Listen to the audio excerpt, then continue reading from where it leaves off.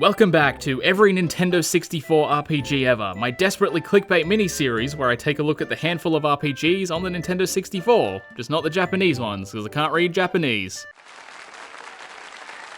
In the last video, I covered Paper Mario. If you missed it, you'll find a link in the description. I highly recommend you check that out. In this video, I'll be taking a look at a game which doesn't even come close to the charm, level of enjoyment, or even playability of the previous title. I am, of course, talking about Aidyn Chronicles the First Mage. There isn't a lot of information out there regarding the generically named Aidyn Chronicles, but you only have to play it for a couple minutes before you can clearly see that it went through development hell. It was created by H2O Entertainment, the same company behind such classics as Tetrasphere, The New Tetris, and of course, the Flintstones' Big Trouble in Bedrock.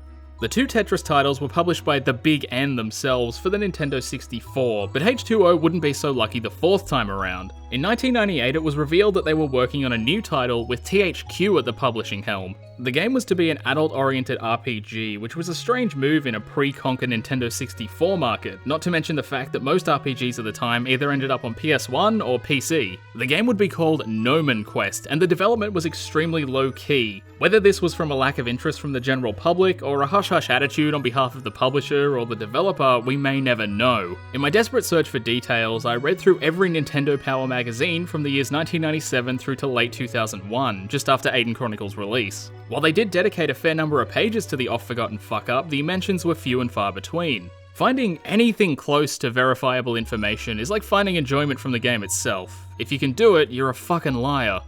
In 1999, after roughly a year of no updates on Gnomon Quest, a new game surfaced from the same developer and publisher combo entitled Aidyn Chronicles the First Mage, which was set for release the following year.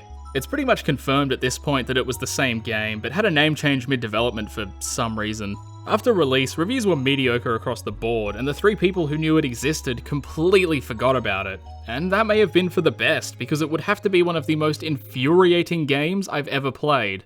That's not to say it didn't have great ideas, or that it wasn't technically impressive for the time, but it feels more like an early build than a completed project. Whether the Nintendo 64's limited resources were responsible, or the developers were simply not up to task remains to be seen, but if I had to guess, I'd wager it was a bit of both.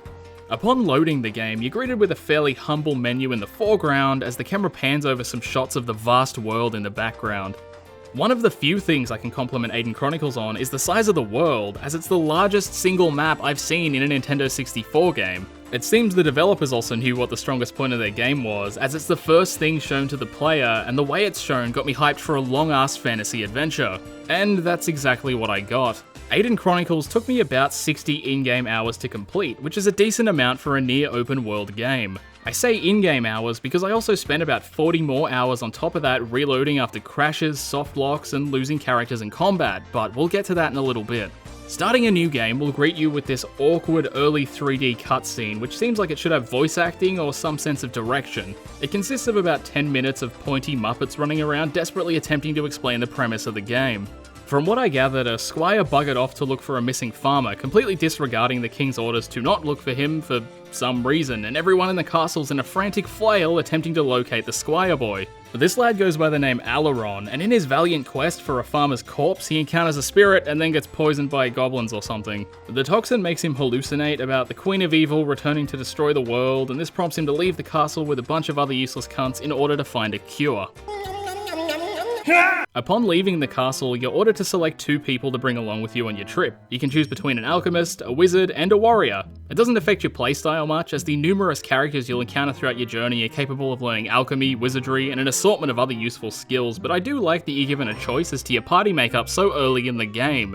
Your fourth member is a thief, who you have no choice in bringing along, but she's a cutie and unlocks chests, so whatever. Aidyn Chronicles has quite a diverse roster of characters which you can freely swap in and out of your party at certain points in the story. There are characters who will refuse to leave until their individual quests have been resolved, but since the game features permadeath, you can simply throw them at an ogre, dig a shallow grave, and move on with your new recruit in tow. I killed off my mage at the halfway point, replaced it with an armor-clad wall, and ultimately ended the game with melee-only characters. Descriptions of magic are pretty vague, and most spells are completely useless or simply don't work properly, so a party of physical lads is easy mode, especially considering the warrior-mage hybrids you can find throughout your journey. While traversing the world, you'll find that Aileron moves like he's got a stick up his ass, desperately trying not to puncture his lower intestine. I've not seen a jankier walk cycle in a 3D game, and it gets even worse when you attempt to move up slopes. Not only does his character model jump back and forth, but it also kills movement speed, which isn't particularly hasty to begin with. I'd say this has a lot to do with how collision detection was designed, as the game often throws you all over the place, ostensibly to prevent you getting stuck in terrain. The intrusive nature of this is something I'd praise, even with the bizarre walk cycles it creates, because it worked. However, it's applied to objects you should simply be able to walk over and not get stuck on, such as mushrooms. There's a critical path at the very end of the game which has a single mushroom sandwiched between two walls of a narrow corridor. Colliding with this fungus will send Aileron all over the place, so attempting to move past it may not work at all. I spent a good 10 minutes just running into this object from all angles, desperately trying to move over it. There's no other way to move past it, and it's the only path heading to and returning from a story-critical event. To fix this, they could have removed the weird hit detection on mushrooms and other small objects which create similar problems, or simply moved the fucking mushroom. It comes off as though there was very little consideration for the spaces in which Aileron would be occupying, as this is not an isolated situation, but is easily the worst offender. The scale of the world itself is quite impressive, and would even rival newer titles in terms of raw size. While the game isn't strictly open world, the entire map is connected with no visible loading between areas. The insides of houses and dungeons are behind a load zone, but you can move from one side of the overworld to the other without encountering a single screen transition. Because of this, I think Aidyn Chronicles qualifies as an open world game, even if it's with an asterisk. It also features a day-night cycle, weather effects, and an entire calendar system. While the time and weather can affect performance in battle, I never figured out what the point of the calendar was, but it's still an interesting addition and cements that the scope of the game was broader than the finished product. To create a world of this size and with this many intricate parts was clearly a challenge in development, and many sacrifices were made for it to exist in this form. The draw distance of certain assets is abysmal, and when you're high up on a map, nothing masks terrain popping in and out. I think it would have been neat to have some clouds or some fog masking the tops of disappearing terrain, but that may have conflicted with the weather system, and it's a minor issue at worst. What isn't so minor is when it becomes a functional issue. Chests will only appear when you're basically on top of them, which will see you explore every crack and side path in a thorough manner lest you miss something useful. The draw distance of enemies is slightly better, but they still only pop in within a fairly close proximity, and seeing as how encounters are based on simply being near the enemy, this can lead to many an unwanted fight. There is a stealth mechanic which allows you to sneak past most encounters in the game, but with enemies being extremely vigilant and only popping in when you're mid-prostate exam, it's difficult to take advantage of. The game's pretty fucking hard too, so why you'd want to relinquish valuable experience points is beyond me, but simply having the option's a neat addition, and one that I used a handful of times to avoid some unwanted encounters. Plenty of environments look similar, but what blends everything together a little too well is the textures and lack of distinct features. The textures are only an issue in places with immediate vertical planes, such as forests and caves, but the lack of unique landmarks also doesn't help when it comes to memorizing the world. You are granted a compass, but with an oddly selective minimap, it's tough to differentiate between areas. There is a world map in the start menu, which you can combine with the compass to get to and from places, but finding specific points of interest can be a very tedious ask. If it felt good to explore, or if I cared about the story and the characters, I wouldn't mind the lack of direction, but the more time I spent in Aidyn Chronicles, the less I wanted to.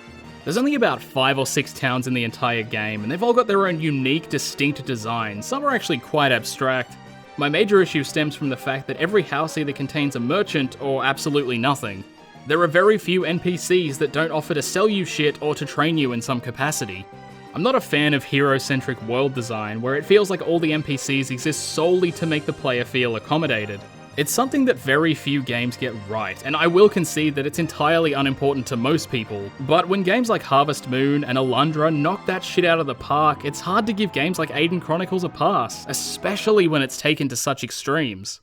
Plenty of audio tracks used consist largely of ambient noise, and if you've watched any of my previous videos, you'll know I adore that shit. Nothing really stood out, but most tracks set an appropriate tone, which is all you can really ask for. While you're out in the world listening to a bunch of crickets fucking, there's also a camp function, which has the same effect as resting in an inn, but has a chance of starting a random encounter. Apparently the encounter rate increases the closer you are to roads and trails, but I don't have any way to test that. If it's true, that's a neat little function solely added for immersion purposes, and as horrible as the game is, I have to praise that. Camping acts as a risk-reward situation in the early game, where you can utilize free healing, but you also run the risk of being ambushed. When you're trying to get heals in the late game, this is nothing more than tedious garbage, as battles are quite long-winded. Combat is a turn-based affair and takes place in a small arena loosely based on the part of the world you're currently in. It consists of your party going up against 4 active enemies and up to 8 reserve enemies. How this works is that you may have to encounter up to 12 enemies total in any given battle, but only 4 can be on screen at once, and as they leave the arena, they're replaced with the reserves. I'm quite fond of this, as it was clearly done to tiptoe around the constraints put in place by the Nintendo 64, but also doesn't feel like you're being directly limited. The biggest issue is that the combat is incredibly sluggish, and it takes forever for anyone to do anything. A turn consists of a character manually moving within a predefined area and then selecting an action. Since you have to physically move to your opponent and they can move around as well, it can take a few turns to initially engage them. You can skip their movement by pressing A, but it really doesn't speed it up much. When enemies cast buffs and debuffs, which are unskippable, the effects activate on each character individually, which includes a single animation each time the spell's cast. Many late game creatures start the battle with a handful of buffs, so you can easily see 2 or 3 minutes fly by before you even get a chance to move. Once you arrive at your enemy, it's important to be as close to their back as possible, as this increases accuracy, and the hit rate, especially in the early game, is ridiculously low. When you engage in combat, your movement radius shrinks significantly, making it almost impossible to flee, but it's a double-edged sword as it means the enemy can't flee either. Combatants are assigned ranks, and one bad boy will always be the leader. If you kill the leader unit, the underlings will have a decent chance of fleeing, which to my knowledge yields the same amount of experience. I couldn't find any downside to allowing foes to flee, as most enemy drops are garbage, and it's usually quicker than trying to kill them, so if you can nail the leader immediately, you can cut your combat time by a sizable chunk. When you're moving around within these areas, you are blessed with the sight of these marvelous walk cycles. Some are actually quite decent, such as the thief girl who runs cautiously but whose hood falls off as she moves. Once you stop moving, she promptly re-hoods in preparation for a fight. It's a small visual element, but that's the kind of shit I genuinely appreciate in games, and it's refreshing as most characters move like their knees were replaced with springs. Naturally, defeating enemies will grant you experience, which you can use to increase all sorts of shit. Alongside the standard level ups, which only give you 1 permanent hit point, there are also specific stats as well as skills and spells to which you can manually assign experience, increasing their level for various benefits. Since the traditional level ups are pretty much useless, the only way to get stronger is to interact with this system. The stat points and magic are self-explanatory, so I'll skip over them and specifically talk about skills, which are more like jobs than anything. There's a skill for alchemy, and increasing this allows you to create more bizarre and potent concoctions. The thievery skill allows you to unlock tougher doors and chests, and the mechanic skill allows you to disarm traps with a higher success rate. Some also have secondary effects, such as thievery allowing you to deal more damage if you attack enemies from behind. These skills also dictate what weapons you can use and how good you are with them, as well as completely useless shit such as world lore and diplomacy. I never touched lore or diplomacy, and I've read that they're mostly useless, but flesh out the world if you give any shits about it at all, which I do not. With all that said, I'd like to talk about the most important part of the game, the crashes and soft locks. Featured within Aidyn Chronicles are some long, obtuse, and tedious fucking dungeons, and it has a tendency to crash or softlock, requiring you to reload your previous save. I was balls deep in a dungeon, and I had to fight this wizard guy to progress, but every time he cast this specific spell, the game would simply refuse to continue on with the battle. It'd still be running, I just couldn't fucking do anything. Occasionally saving and reloading would fix this, but there were also fights I had to stealth pass so I could actually progress, because I could never beat them before they cast that spell. And look, saving and reloading isn't an awful idea every hour or so, as if you're moving around in the world for a decent amount of time, the game will start to chug really bad. Not to mention the fact that occasionally I'd be walking and it would simply crash. The music would still play, but the screen just went black. I've seen screenshots of Aidyn Chronicles spitting out actual error codes, but I never got any of those myself, just a lot of fucking softlocks. If it weren't for save states, I honestly would not have beaten Aidyn Chronicles, and to be fair, not only do I not think it necessary, but it would not have changed my opinion one single bit. So to conclude, Aidyn Chronicles was a grand idea, completely destroyed by constraints and possibly an incompetent development team.